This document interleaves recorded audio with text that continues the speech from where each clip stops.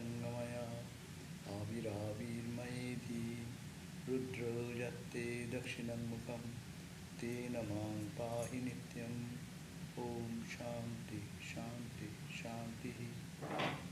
O Lord, lead us from the unreal to the real. Lead us from darkness to light. Lead us from death to immortality. And evermore shine in our hearts with your resplendent face. Om, peace, peace, peace.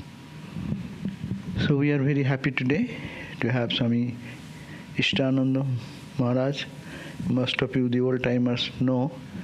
And he was here quite a long time. And San Diego mostly, but here also. And it is a chance is passing by and we get the benefit of it. So, but I think there will be some people more online. So, welcome you all and welcome Swami Ishtananda ji for being with us after long years, and we are very overjoyed to see him in our old place. So Swami is the head of the Florida Center, so you all know, and he is there for 15 years now, no? Yeah, from 2007. 2007. So he left San Diego and took charge of the center there. So we are very glad to have him. And Swamiji will be speaking on the topic of inner peace, which we need very much. Jai Ma. Thank you.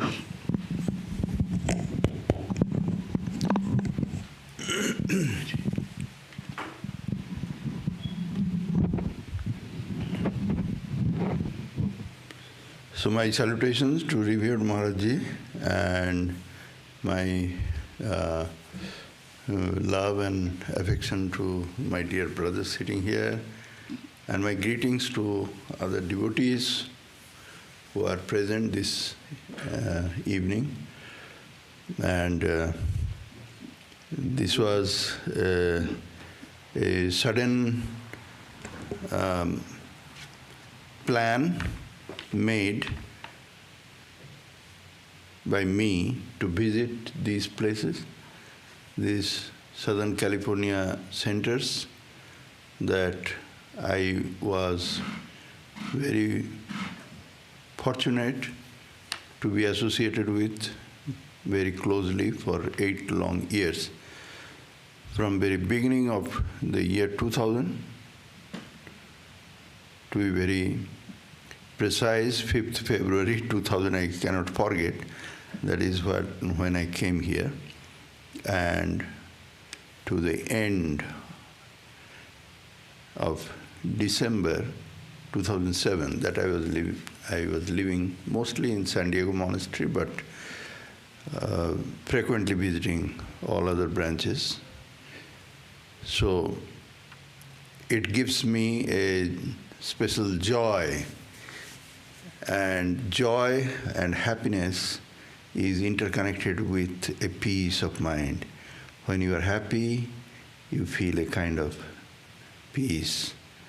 If you are not happy, unhappy, how could you be at peace? Everybody is in search of peace.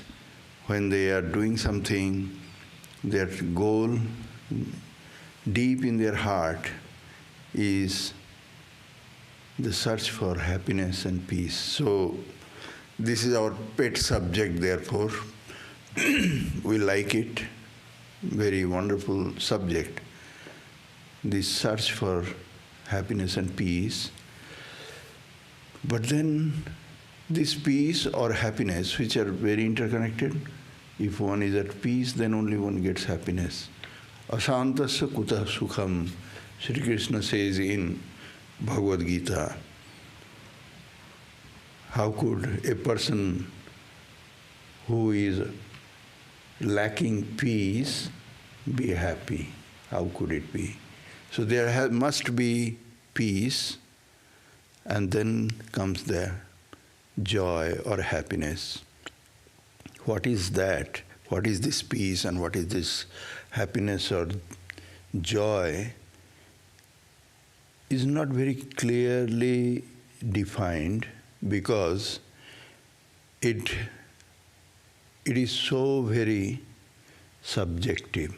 Though we, in our misunderstanding, in our inability to remain in the awareness of this, that this is subjective, this is something inner. Your happiness, your peace, it is your thing. It has nothing to do with your outside. Because of our ignorance in this, we try to find out happiness and peace outside all the time. We go here and there in search of happiness and peace. We complain about how the outside has caused the opposite to this happiness and peace to us. And we try to believe, and we live in this misconception and misunderstanding that happiness and peace is outside. And that's why we go to a wonderful place, a beautiful mountain view and snow-capped those mountain ranges, or a wide open, as far as you could see, the ocean front and the beaches, or the birds flying, or something. And we say that how peaceful, how wonderful. It is so wonderful, so peaceful here. So peaceful where? There, outside there. These places. Or people come to a monastery, to a temple, to a big cathedral, 1200 years old, ancient place. And then they look around and they sit inside and they say, oh, wonderful, I felt peace. So peace is there. In the monastery, in the temple, in the church, somewhere. It was there, outside. But let us do one experiment with this kind of a peace, which is coming from outside. They are setting outside. This mountain, this ocean, this ice, Alaska. And then if we say that this is what caused the peace in me, or happiness here, or this monastery, then let us do this experiment and put ourselves, or the person who says so, that peace is coming from there, happiness is there, I am enjoying this. And this is, put the person there and say, stay here and be happy and peaceful for the rest of your life. Why not? Peace is there, plentiful of peace. Go to those very wonderful scenery and visions, or in a temple complex. Get something to do there. Easily you'll be absorbed. People are searching job everywhere, but they could volunteer in a temple or a church or somewhere, and easily they will be finding a place and a position and an opening. If someone wants to be there, volunteer and live there and work, plentiful of places will be there. So many places, monasteries, this, that, so many retreat properties of many religious organizations, including ours own, many different Vedanta societies here and in other countries. They have got wonderful retreat property, peaceful. And not many people and volunteers and monks would be available to take care of them. So if somebody says that peace is here, happiness, so why not go there and live there for them? And you'll know, and everybody knows, that within no time the peace will be broken, happiness will be missing, and there will be lots of problems, and they will be saying that this is not what really I am enjoying anymore, and I have to go away. That's it. peace and happiness has evaporated. So why this happens? Why this happens? Whereas in the same monastery, in the same location, once in a while we find someone who has lived his or her whole entire life and very peaceful and joyous in the mindset. And you talk to them and they say they're, and you immediately feel the cool breeze of joy and peace coming from them. And they say they are happy. And you remind them that, oh, you don't have internet here, you don't get this, you are lacking that. Don't you feel any problem? And they'll say, no, that is not a problem. And they are happy and they are peaceful. So this is very, very a relative and a subjective matter, this happiness and peace, that everybody is in search of, everybody is going here, there. Why people are working, why they are living at all. In the Taittiriya Upanishad also has mentioned the sages from that time. If there is no joy there, then who would live at all? Why and who is going to live at all? This life has no meaning and no purpose if it is not in search of that peace and happiness. Happiness or joy.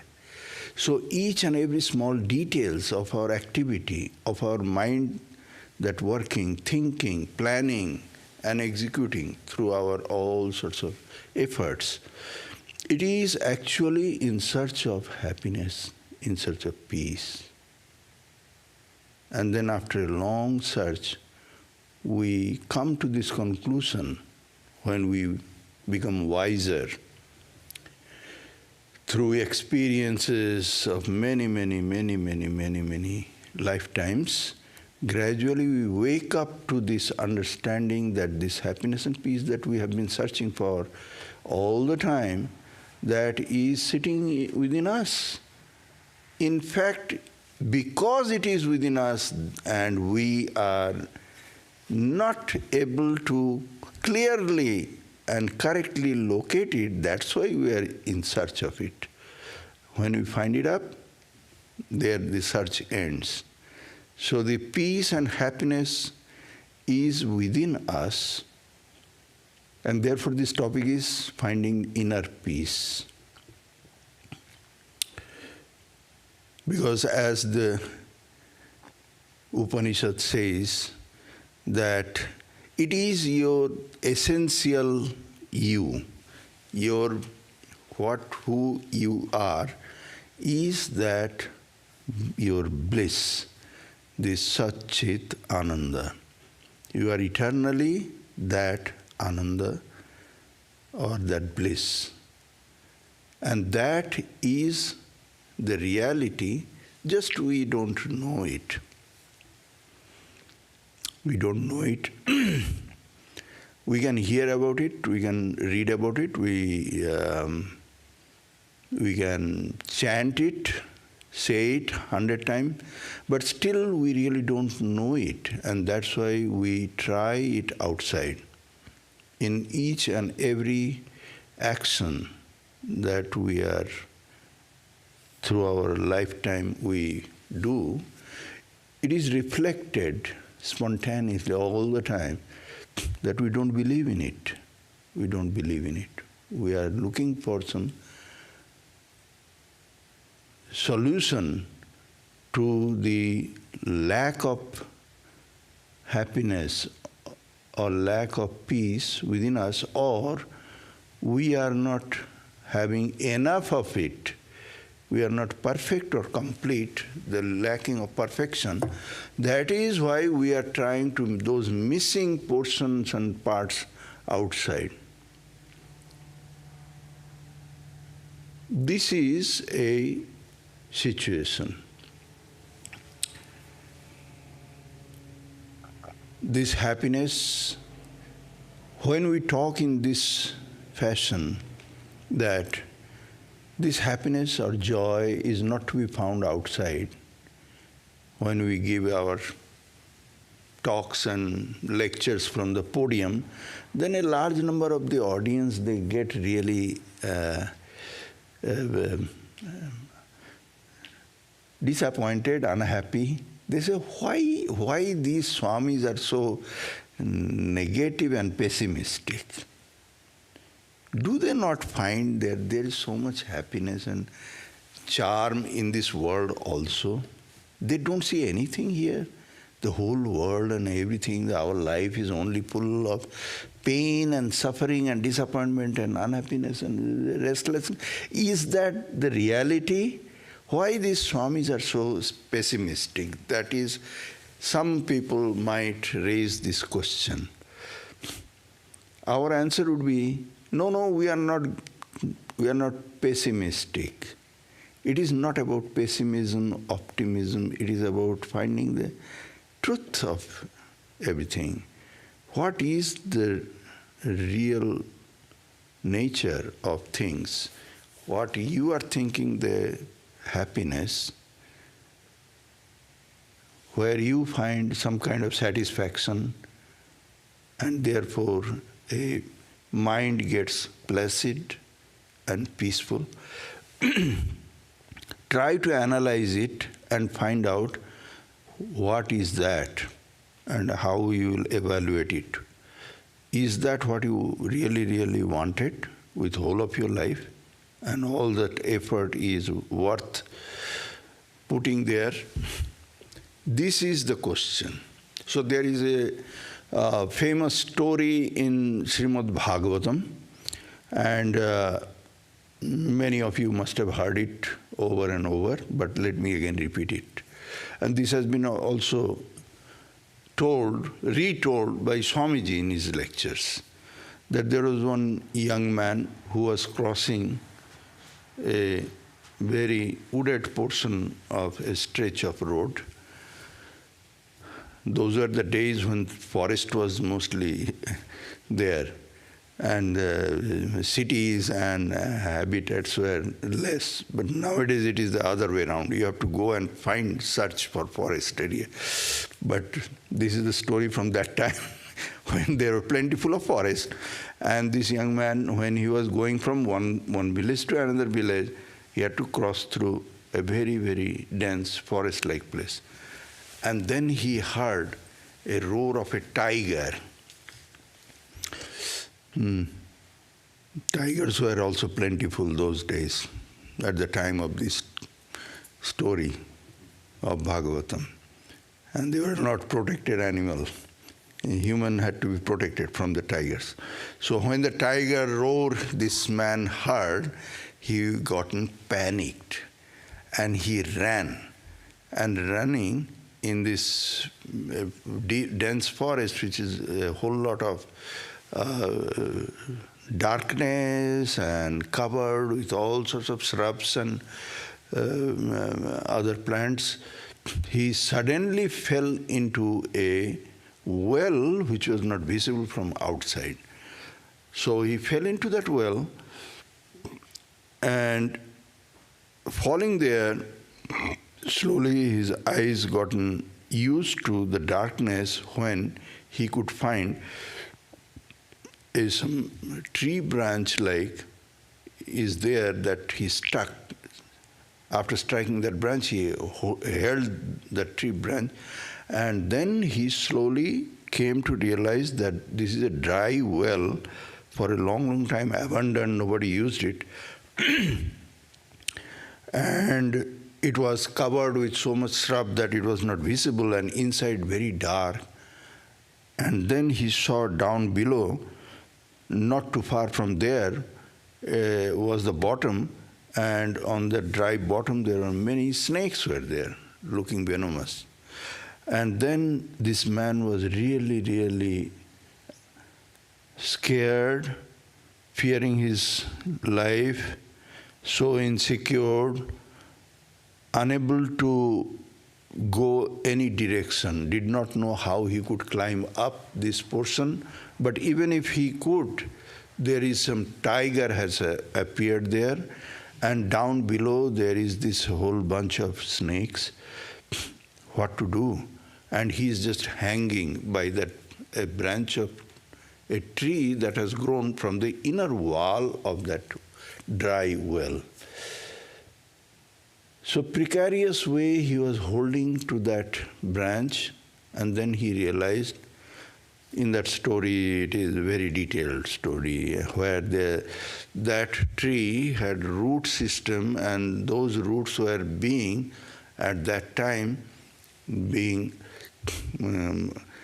slowly attacked by two big rats. One was white and another was black in color, and what was that? All sorts of explanation. I'm not going into that detail.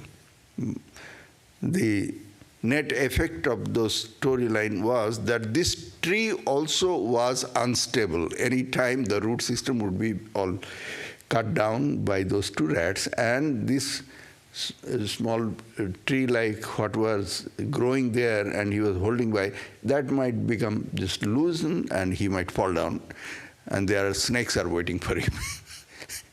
And up he could not climb. That was not easy to do, and that too, he was not sure that that was a safe area where a tiger has appeared. Now, in this kind of a predicament, he suddenly saw that something was dripping on his head. And he looked up and he saw that a big beehive was already developed there. And from that beehive, because of all this activity of his falling down from there, and one branch where the beehive was there that had shaken, now some honey was oozing out, and that honey was dripping on his head portion, and he looked up, so the honey dropped on his face area. When that happened, then he stuck his tongue out and took one drop of that honey from wherever it had fallen and tasted it and said to himself, "Oh, nice." So this was the situation. In the middle of a huge amount of danger to his life and uncertainty, insecurity, and fear and all sorts of things, he had a drop of honey. Of course, it was organic, pure. Organic, wild flowers. Yeah, it was very good. I can really understand why he said that. Oh, it is nice. When Srimad Bhagavatam was being written by Vedavyasa, he had no idea about the concept of organic, wildly grown, etc., etc. But we understand. So this person was saying, "Oh, it is nice," even in the middle of all this problem. This taste of finding something nice and satisfying is the comparison, the example given by someone who has tasted something better. No? For us, no. For us, this drop of honey is everything. We say, "Oh, this is wonderful." People live their life in householder's life or any other life, and they have got small, many different pleasurable moments. They are happy, they are satisfied. A new child is born in the family. They are now grandparent, and the child has grown up to the 3 years age. How wonderful, beautiful, and just giggling, playing around, and also, how nice. Life is so full of honey. Or any other thing. There are so many other things are there, which makes a person really feel it is wonderful. It is so nice. A person of realization, a person who has gone to the level of absolute security and happiness and safety and forever, continuous, unbroken. For that person, this story is like that. For that person, he gives that kind of a story. That this is a life in the world where people are searching for happiness.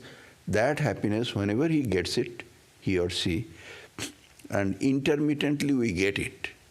If we never get any drops of honey ever, then we cannot live this life ours. No? We live our life because once in a while we get some amount of happiness, some satisfaction, some pleasure, and therefore peace of mind, and that drags on. We keep going in search of next drop.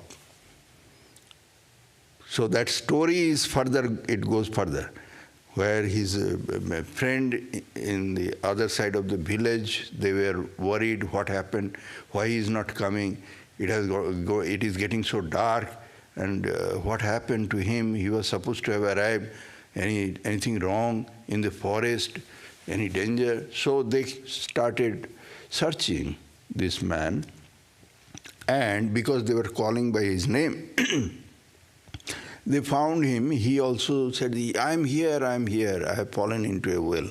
So they came and saw, oh, so you had fallen here, so don't worry. We are bringing a rope, and then we shall lower the rope. You hold on to the rope and you can climb. With the help of that rope, we shall pull you out of that. He said that, okay, that you can do later. Could you please shake this tree branch a little more? Because that rope, okay, you do it later. Now, could you do something that will help me? Yeah, that will help me very much. Could you please shake this branch within your reach? That branch is there. You can see there is a honeycomb. You shake it a little more so that honey is dripping. I can get a few more drops. This is the situation where we find joy in our life and happiness and peace and all these things. So why it is so? If it is that we are the source of peace and joy and happiness and bliss, because the source of all happiness, the Satchidananda, thou art that. This is what the sages have proclaimed from their own personal experience, and confidently and for good they have declared it. They said, just take it from me. I have seen it, I have known it, and I am telling you, and you can also get it. You are that source of joy and happiness. Don't look outside. It is there within you. You are the source of all peace or joy or blessedness and perfect satisfaction, fulfillment in life. Everything is in you.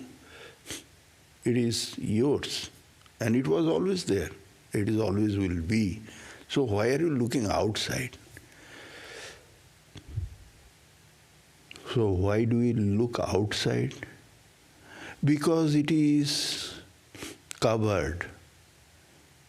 Though we are told that this source of all happiness and joy, this Satchidananda, that pure Atman is within us, it is completely covered. It is covered by all those layers and layers and layers of coverings. We call it different kind of bodies. The outermost we call the gross body, and then within that it is a subtle body, and within that there is a causal body, and all these different layers.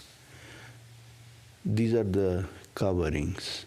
And because of those coverings, the thing that is there in the middle of that is not visible from outside. What is the idea of this covering? Idea of this covering is that there is certain kind of confusion has also been created. It is not that simple covering. It is not that simple covering. The examples of that, yes, we have put on ourselves layers and layers of different clothings and garments and all these things. It is not that simple that we can just open and toss it and get rid of those coverings. We cannot get rid of them so easily.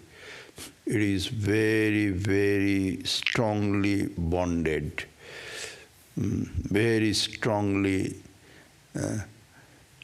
glued, Fevicol-like thing. We cannot get out of here. Everything is very, at least it appears like that it is not really so simple and easy a job to get out of that. So, when we are living in these kind of things, and this in the language of Vedanta, they call identification, the superimpositions and the identification with those superimpositions. I cannot get rid of this identification that I am this body. I cannot get rid of the identification that I am this subtle body, where the mind is playing, intellect is playing, the vital forces, the prana, the different senses, they are working in their own ways. The egos at the deeper layer has created its own identity very strongly and prominently shining. We cannot reach the deepermost level after penetrating all these different layers. And there is a causal body there, or spiritual body, which is the hardest to penetrate, but we might forget it for the time being and talk about the other layers which are very clearly visible and very clearly understandable. Who doesn't understand that this physical body is created out of the material particles of this material world? Everything is created out of food. Who doesn't understand? Any small child can be explained it and will logically he'll understand that this physical body or the gross body, this body is not me. This is continuously undergoing changes and it is just being rebuilt, repaired, renovated. Every moment renovation work is going on and on and on this physical body. Yeah, you put more food, support it with many building materials of this physical body, and the body we try to keep it clean, polished, painted, nicely looking, healthy, go to gym, eat only healthy food and appropriate amount, and all sorts of things we follow. This is about how we maintain this physical body, the house in which we are living in. We have been told so many times. And who doesn't understand that this is outside thing? This is not me. This is an outer garment.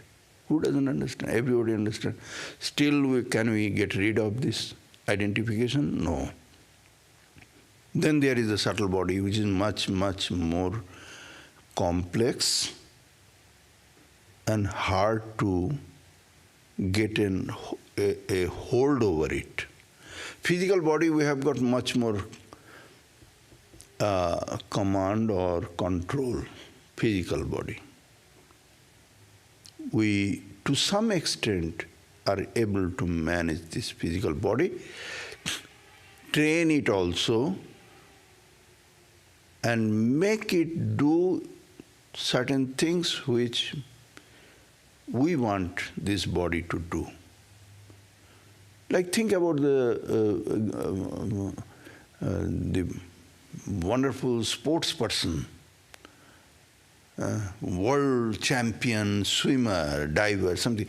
They have how much they have control over their physical body, how to operate every different muscle of their own physical body. They have made it so very obedient an instrument that it must obey their command. Those of you who are fond of watching this basketball, I am one of them. I cannot be amazed at the perfection of these players, how they could from such a long distance accurately toss the ball to go to the basket. It is not 100%, 50%, 45%, this, that. From half field, from somewhere. It is not a fluke. It is not just suddenly it has happened. And somebody made a video and uploaded in TikTok. It is not suddenly. It has been practiced and trained. The whole body is under their perfect control. When they will get up, how long they will sleep, what they will eat, what they will do, how many hours of exercise, which kind of practice, when, how long. They have perfectly tuned their physical body. This is the first layer that is covering our self. So this is to some extent control, can be brought under control. And some kind of happiness and peace is obtained, those drops of honey, from this physical body also. But then there, inside this physical body lies the subtle body, where all the senses, not the outside aperture of the senses, the sense organ which is that instrument that has the ability to feel, the feel. It is not the outside, it is inside. And we know that. Because if it is not inside thing, then when we are not in touch with these sense objects, how we can remember or remind ourselves of a sense experience, sense-related experience, anything. You ate something and you liked it. After hours or after days, you remember that taste, and deep in your mind, that taste is again revived. And you are not actually tasting it at that particular point of time. So sense organ has got a different, very subtle area, and that belongs to the subtle body area, not these outer apertures or the points where it touches the object.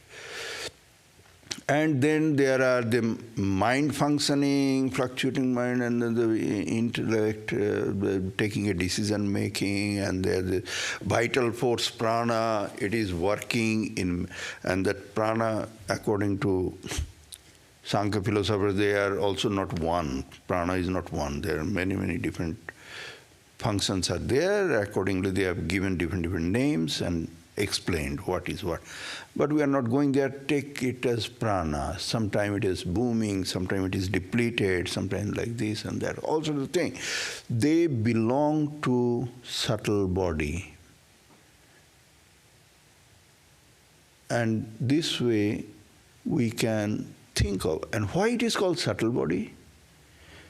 Because unlike our physical body or the gross body, these areas that create or make the subtle body, they cannot be seen, they cannot be known, they cannot be tried, tested under any instrument, scientific instrument. It cannot be found out by our ways of laboratory testing. We cannot do anything, but we know that they are there. Who doesn't know? Who will refuse to accept that it is really working? The mind function or the brain function, but they are not the brain cell. They are the other areas, the performance area, which cannot be tested or fully explained.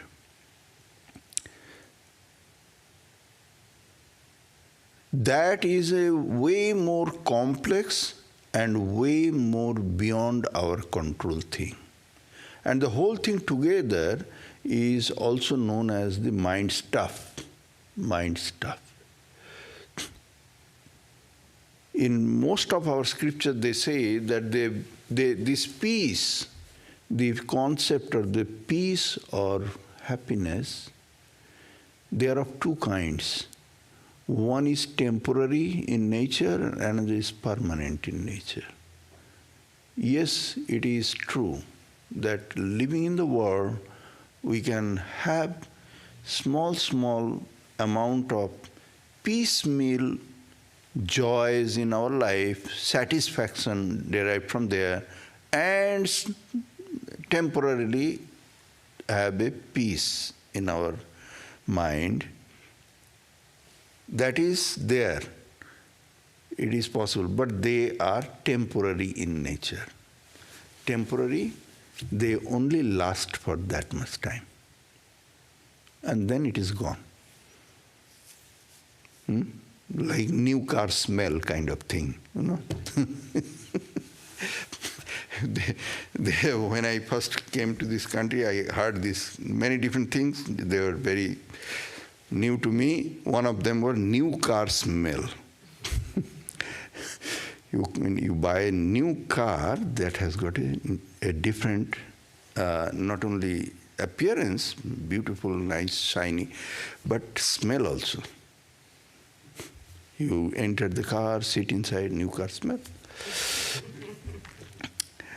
But nowadays, those car washing operations, they do that car detailing, and then they will ask you, do you want new car smell? They can put it. they can add to that after perfect cleaning and detailing, full detailing, and then new car smell also they can add. So anyway, there are many different kinds of satisfactions are there in the world, and they are temporary in nature. And you get it, you are thinking about it, you are asking for it, you got it, and then you are happy, and you have peace in your heart. But that is not lasting forever. After some time, it is gone. Just like depreciation of that car. The moment you have bought it, it started even. The moment the car has been taken out from the car dealer's lot, it has already depreciated.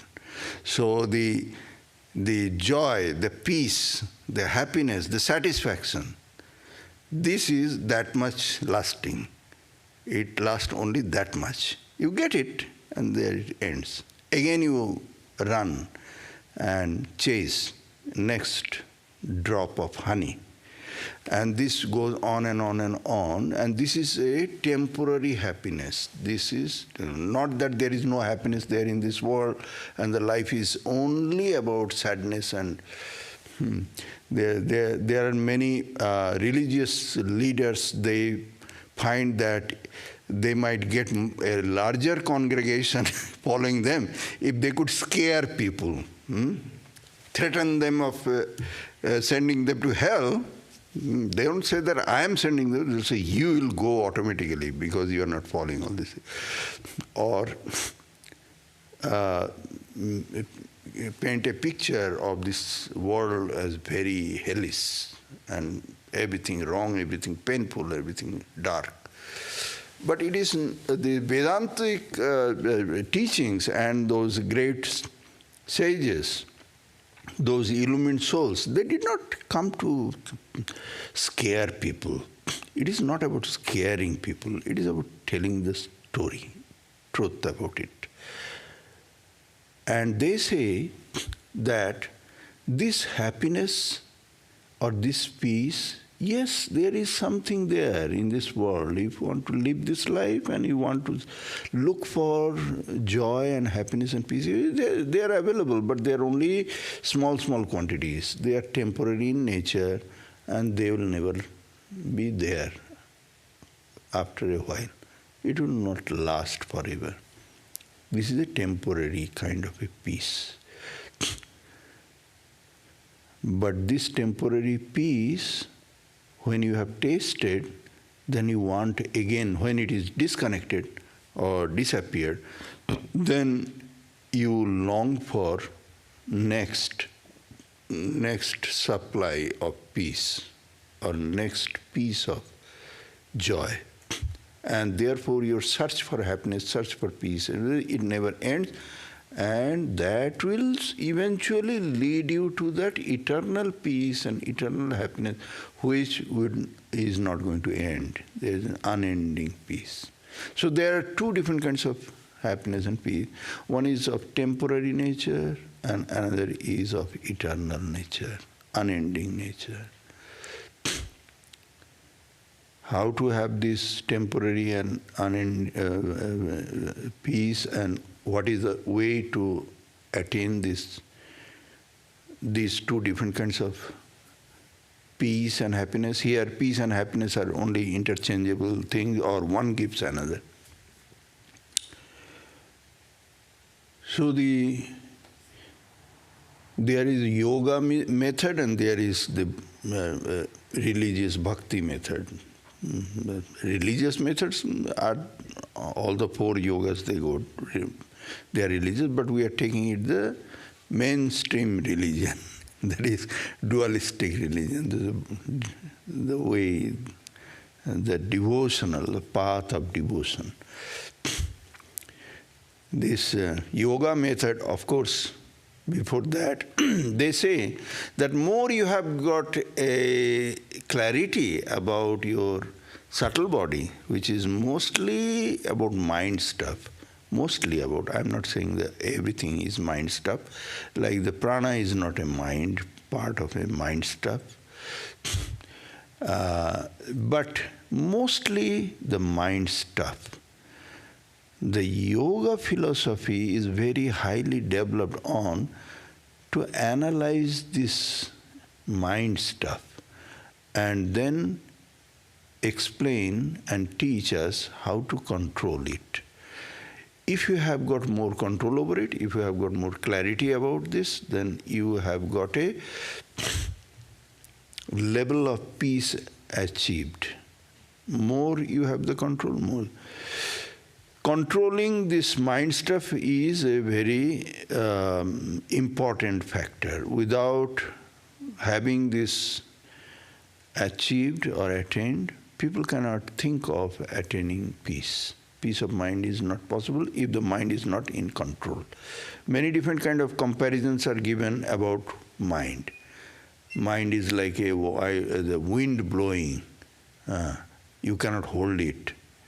It is impossible to have a hold over the wind blowing. Mind is as powerful and as incontrollable like a mad elephant.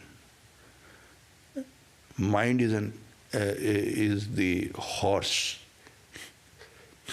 And if the horse is trained horse, then you have got the joy of riding that horse. And if the horse is untrained, then it might cause real danger to you if you are riding a wild horse. All sorts of examples are given. If we take this example of mind like a horse, then we should also understand that this horse is for riding. Horse is for riding. The person should ride the horse. Horse should not ride the person. What does that mean? Means thereby that horse is the means for you to go from place A to place B. You are riding the horse. You will dictate the horse where you want to go to, and the horse will take you there. This should be the trained mind. That the mind should be under the man's control. Man should know what he wants, what he doesn't want, what is good for him, what is right, what is bad, what is wrong, what is going to put him in danger. He should know clearly and tell the mind, do this, don't do that. It should be, man should ride the horse. But in most cases, it is the opposite of that. It is seen the horse is riding the man. That means the horse tells the man where he wants to go, and the person goes there. Goes to the danger, goes to all sorts of wrong places, again and again commits the same problem, same mistakes and all these things, even knowing that this is harmful. He keeps taking drugs and all sorts of things. He knows that, oh, this is bad and this is wrong, and I'm in danger now, I have to stop it. Next day again he takes like that. So why he does so? Because he's not riding the horse, horse is riding him. The mind tells him, no, go get it. No, take it, one more day, it is okay. So mind is telling something and the person cannot resist the mind. So mind is not under your control. This mind, in Swamiji's comparison, in Swamiji giving his lecture, he has compared this mind like a big lake. He is like a lake. And your true self is at the bottom of the lake. That shiny, bright, beautiful you, the Satchidananda, that is sitting at the bottom of the lake, and you are looking at it, but you cannot see it. Why? Because, first of all, the water is not very clean. If the water is very clean, crystal clear, then you can see what is at the bottom. If the water is dirty and muddy, then you cannot see what is there in the bottom. So if the mind is very impure, if mind is full of impurity, and impurity is all about the worldliness that we continuously pour into our mind in many different ways, in the form of all those our objects of senses that we are longing, and they constitute this world, and our believing that there lies all our satisfaction and happiness and everything. That is worldliness.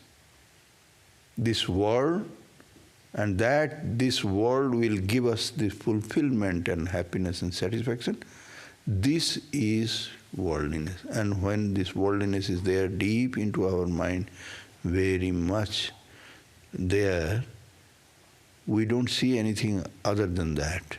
And this is what is called the unclean water. The water is not transparent, clean, and therefore the visibility through this unclean water is zero. So purification of the mind is therefore in all the different religious practices and all the different paths of yoga, they talk about the purification. It is about cleanliness of the mind. So the mind lake, which has been compared with that body of water, should be crystal clear. This is the condition number one. But even after that has been done successfully, the water of the mind lake is clean, even then there are two problems that makes the self at the bottom not correctly understood or separated from the water. One is, if the water, these are the examples given by Swamiji. If the water is very choppy, there are many waves are there, then this, whatever is there at the bottom, even if the water is very, very transparent, will be seen distorted. It will not be clearly and correctly visible. Distortion is there. You don't really see what it is. And the clarity about the source of all joy and happiness and peace will not be there if the water surface is very, very choppy. So the waves have to be quelled. Waves have to be quelled is the job number one in that mind lake. And when the waves are quelled and made placid and peaceful, then the Atman at the bottom looks shiny and radiating its own glow. That is the small, small temporary peace in our life. When we find something peaceful, as I mentioned, we go to a wonderful place, you go to a Grand Canyon, stand on the south rim and look at this wonderful, vast beauty of nature and greatness, then there is a level of peace achieved that is about that these waves have been quelled and this placid water surface of mind gives us that a portion of peace, and we are feeling some kind of a happiness, joy from inside out. It is not outside in. That I explained in the very beginning. Secondly, even that peace will not be forever existing. Permanent peace will come when we shall be able to separate the water from what is there at the bottom. Meaning thereby that our true self is seen as identified with that subtle body. Identification, which also we are discussing about, that the identification is a very difficult and complex a job in the spiritual life. That this identification of our own self with the subtle body, so long as it is there, this peace is not the peace of our own self. De-identification must happen, and that is the spiritual process.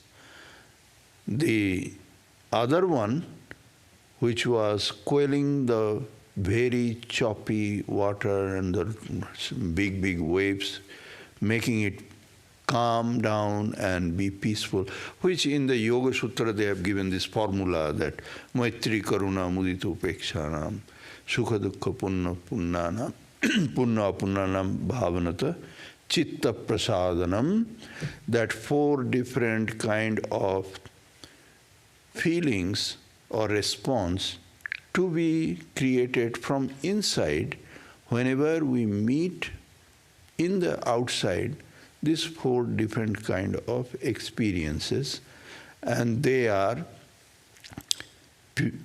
happy, people are happy and good, they are nice and everybody is cheerful and there is satisfaction outside, then we should be friendly with them, with that situation. If we see unhappiness, pain, suffering, then there should be some kind of compassion, feeling of compassion, sympathy for them. If we see holiness outside, somewhere, in the person, in the place, in the incident, we should be glad, very, very pleased and glad from inside. And if we see unholiness, impurity, sin outside, then we should not keep our mind sitting there.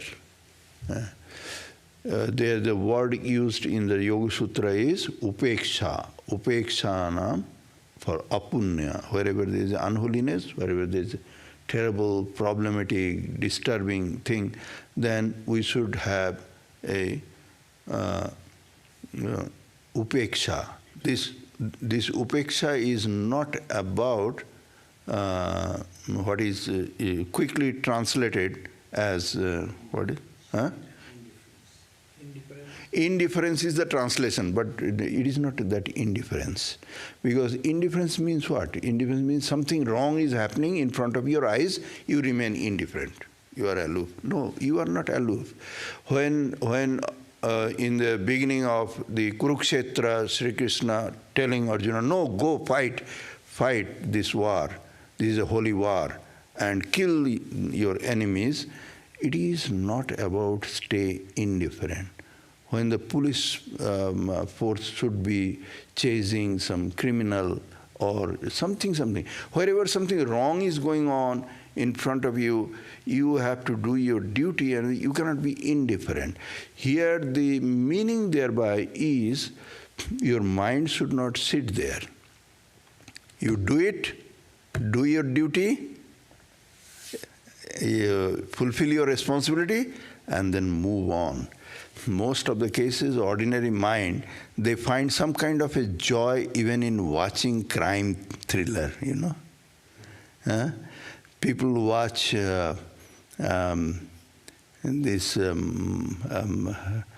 Godfather movies, and they why they do that? Or any kind of crime thriller or all sorts of violence and sex and all these things. Why they sell so much? Because people find joy, enjoyment there. It is a kind of joy, mind sitting there in things which are apunya or unholy, and finding charm there, some kind of thing. This is what is being told in there, that don't stay there. If you are responsible to take control of this situation and this is your duty, then go ahead and get it done. Finish the job like a soldier in the battlefield. But don't stay there. Don't stay there, because mind is like a sponge. If it is there in the unholy, bad, wrong, filthy things, happenings, incident, mind gets dirty and it will take a long, long time to clean it up again. So, should not stay there. Don't stay there. Not avoid it. Avoiding your duty, you never feel peace in your heart. Peace in heart will never be for a person who has avoided his or her duties and responsibilities and done nothing, seeing something wrong happening in front of him. That is not the thing.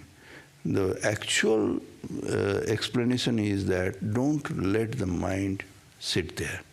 Do your duty, and that is past. That is past. But all these four things, these are for temporarily making us peaceful. This is about quelling the big waves on the surface of the water. A real solution of finding eternal peace will only happen when we can de-identify ourselves with that body of water. That means whatever is at the bottom of that lake, it is different and the water is different. If it is not properly separated, then we are not going to get the eternal peace. So thank you very much, Maharaj, for giving me this opportunity of talking. Usually I kill and speak more than what is time. Yes. That word maybe is imperturbable. Okay.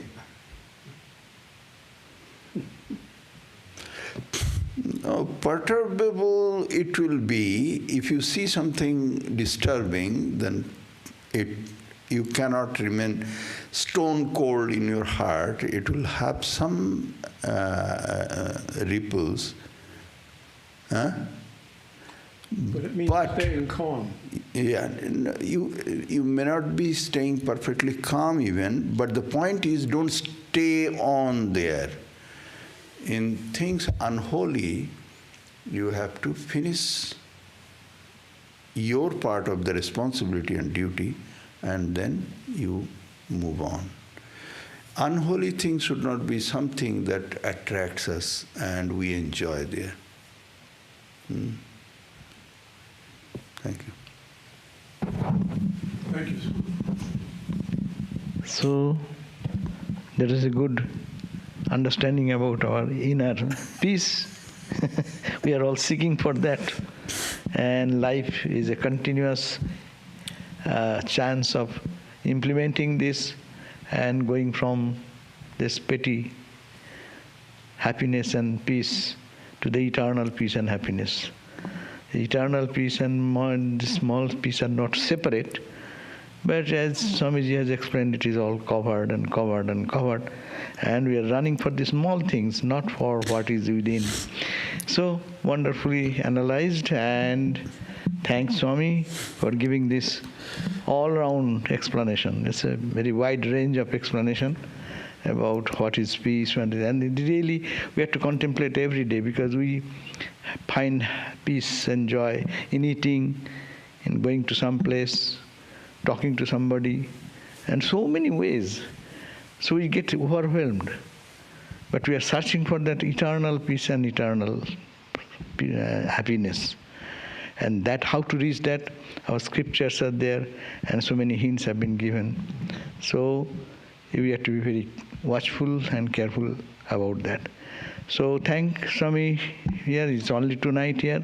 Of course, tomorrow also he will be here, but he will be in Santa Barbara and come back. That will be late. And next morning he leaves, day after tomorrow.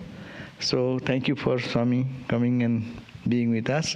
And thanks all of you here who are present in person and those who are watching online. So thank you all.